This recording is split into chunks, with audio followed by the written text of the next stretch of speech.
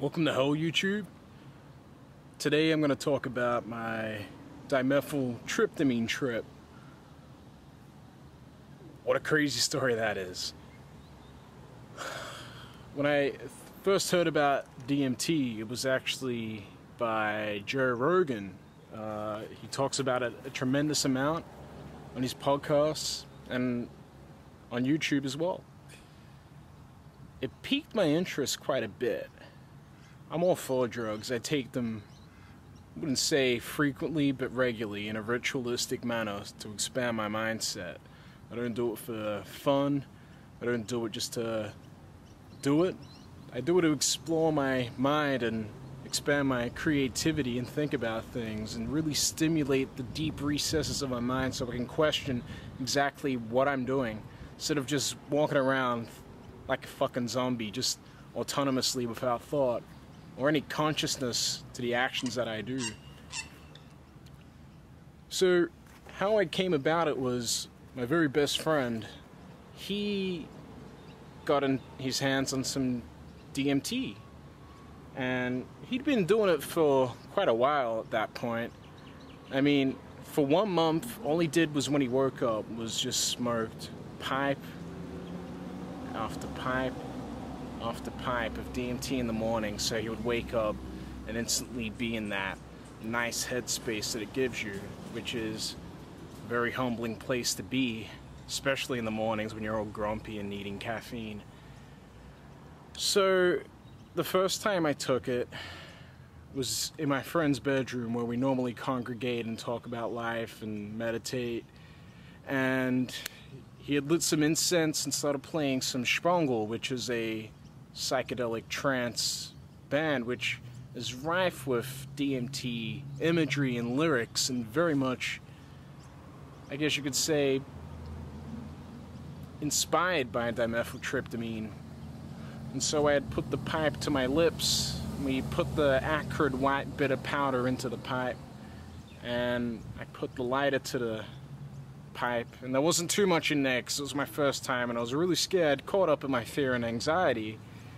And as soon as it took the pipe and inhaled and then exhaled, the whole frame of my reality shifted, and there were these two vibrating pylons in front of me, almost like when you look at the Formula 1 or MotoGP, how it has those heat waves that distort the light. Just above the track, it was almost like that, but just two vertical pylons in the middle of the room.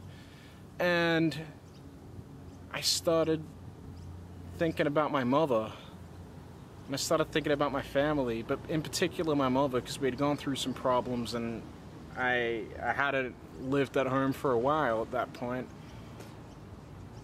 When I smoked that DMT, oh boy. Basically, the love that a mother has for a newborn son, when she cradles her son and looks at him in the eyes, and there's that fearful but instinctual, overwhelming sensation of love, and as she looks into her child and sees a part of herself living and breathing right in front of her, and that pure, unadulterated, unconditional love bursts out within inside of her, I felt that love. I felt the exact same love that my mother had for me when I was a baby, and it just blew my mind. Like, there's romantic love, and I've experienced that quite a bit, but family love, which it was just a complete and utter foreign concept to me, you know? That paternal, maternal love is fucking so powerful and strong. I can definitely see why people can flip cars up over their newborn babies in an accident just to save their lives. It's incredible. It gives you so much strength. And ever since that day I was changed. I couldn't go back to the old me, which was very angry, fearful, very close-minded, not open to the truth or exploring new things. And then it set me up for my second dimethyltryptamine trip, so this time I was going to go deeper, and I thought I'd just be blasted off and the old me would cease to exist, and in some way it has. So that day we had actually planned this out a while, me and my friend, and we spoke of giving me my second DMT trip. And then one day we decided, okay, this is the day that we're gonna do it. Everything's gonna be packed, everything's gonna be ready, we're going live, done. It's locked in. And so me and my friend and another friend were in the bedroom, and we lit some incense, and I was sitting down in the lotus position whilst Random Access Memories by Daft Punk was playing in the background, which is a fantastic CD to listen to because it puts you in such a great headspace to explore your mind and the universe. It's very, very friendly and loving. Not an intense album at all. And the incense is being lit up, and I look to my friend and I say to him, dude, you know I'm never coming back. Like, I'm never coming back. I'm gonna leap this chasm and I'm never coming back. And he said to me, nah, don't worry about it, man. You will. You will come back. You're ready. You're gonna come back. And I fully believed him at that time. I fully did. You know what? He was right, because that was just the fear and anxiety within me that was saying that. And it wasn't anything to listen to or to take heed at. It was nothing like that at all. At no point should I have listened to my fear and anxiety, but I did, and that's what set me up to fail. And as I put the pipe to my lips, I start thinking about what Terence McKenna said, and he says some intense shit, but when he's like, you know, culture is not your friend, well, he's actually saying the fucking realest shit that he possibly can, because culture isn't your friend. It sets you up to fail. So I put the pipe to my lips, and I light it, and I suck in the bitter white powder, and I let it sit, that chemical taste, and then I exhale. And as soon as I did that, these reticulating triangles emerged on the wall, and an entity, a great snake, appeared before me. And it's funny, I have to call it an entity, whether real or imagined. It's an entity. It's something that was living and breathing in front of me, living on the walls, almost as if it had been living there its whole entire time, and I had only just stumbled upon it. Just funny how it fucks if you like that. And the whole room started changing into Aztec pyramid wall paintings. The same thing that you would find over in South America with the Aztecs and the Incans, all the wall art and the art that they have created. It came up on the walls all around me. And then I looked up, because the snake god told me to look up and said follow me, and I looked up, and it was almost like I could see the whole entire universe, another world away, just right in front of me, almost as if I was looking straight up into the top point of a pyramid. And then it took me up. The fucking thing took me up. And it sounds crazy, but the whole thing when Terence McKenna's talking about bouncing jeweled mechanical elves, I saw them.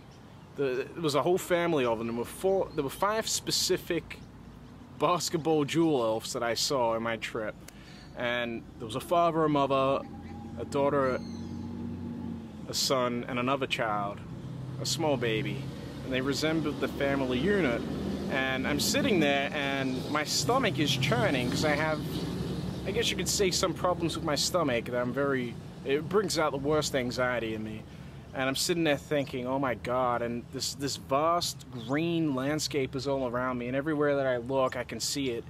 And that the father appears straight in front of me, and I can't look and move my body. They're just moving like on a conveyor belt in front of me, and they're laughing at me. They're very playful. They're not at all in any way threatening. They're just very playful, and I'm sitting there thinking, this is the fucking craziest shit I've ever seen in my life.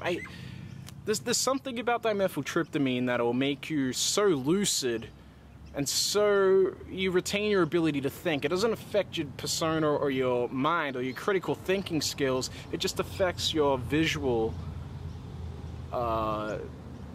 what you tap into visually, the frequency that you tap into visually, you know?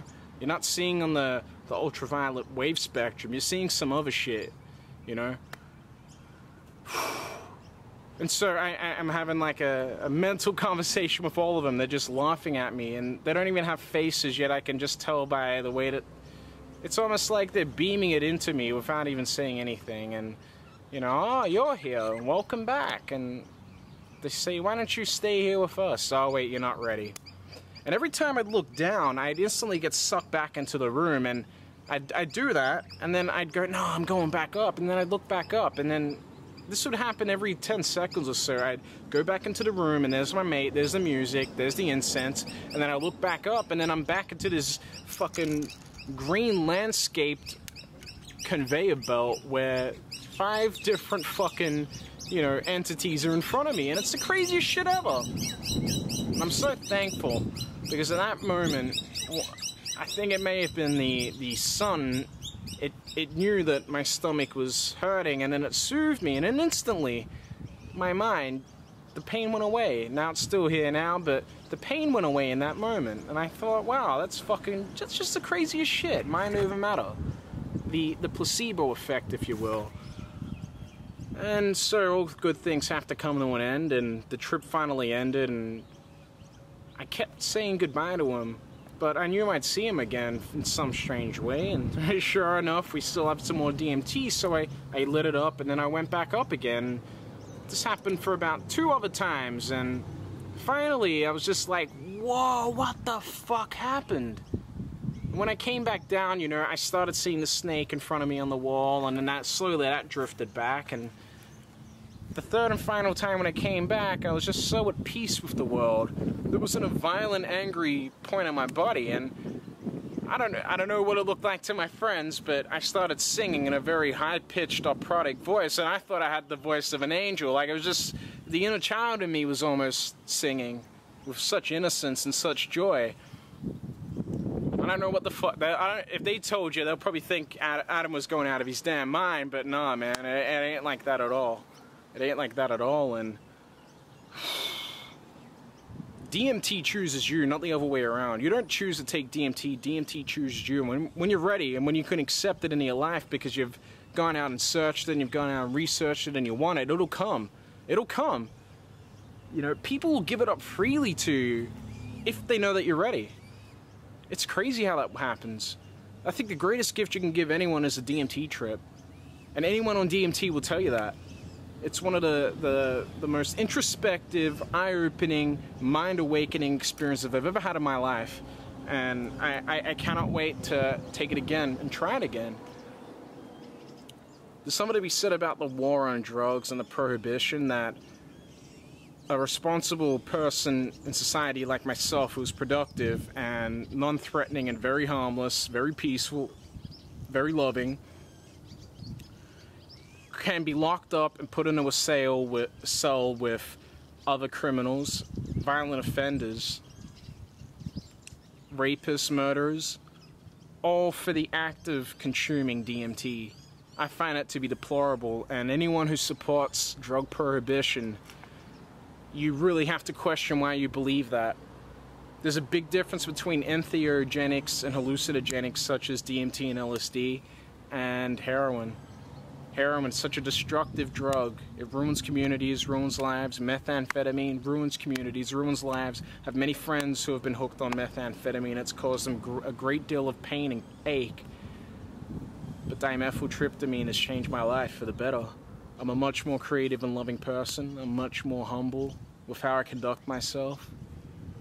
And I'm really looking forward to exploring my creative juices. I'm treating myself better. The last week I haven't smoked.